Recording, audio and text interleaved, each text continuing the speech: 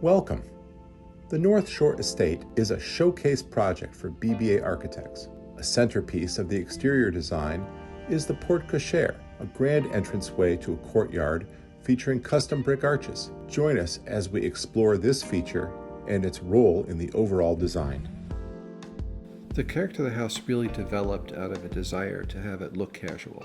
So we talked about whether the home would be a two-story building, but in the end we wanted it to look primarily like a one-story building with dormers and roof shapes so that it wasn't a massive sort of classic building like a Georgian or a flat roof building like a modern building. Instead, the house unfolds, and the Porte Cochér was really an extension of that unfolding.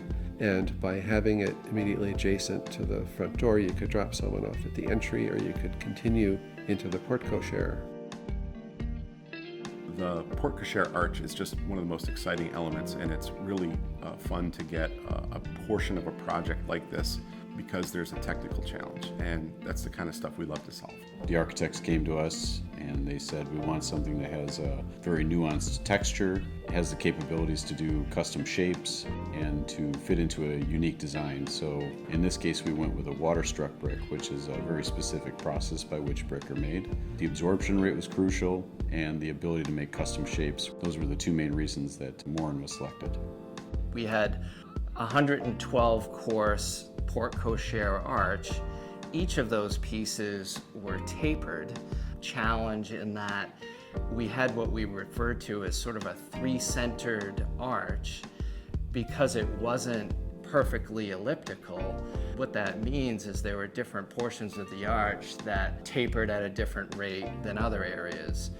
We literally had to build molds for each course of the arch. So we ended up with this, rather intimidating stack of molds that was clearly labeled. So, the interesting thing about an arch, a masonry arch like this, traditionally, an arch is supported in a wall and it has thrust. We're a steel frame and wood joisted structure, so we really don't have the capacity to counteract that kind of thrusting action from a true masonry arch. But we want it to look like a masonry arch. One of the reasons it does look authentic is not just because of the shape, but because of the depth.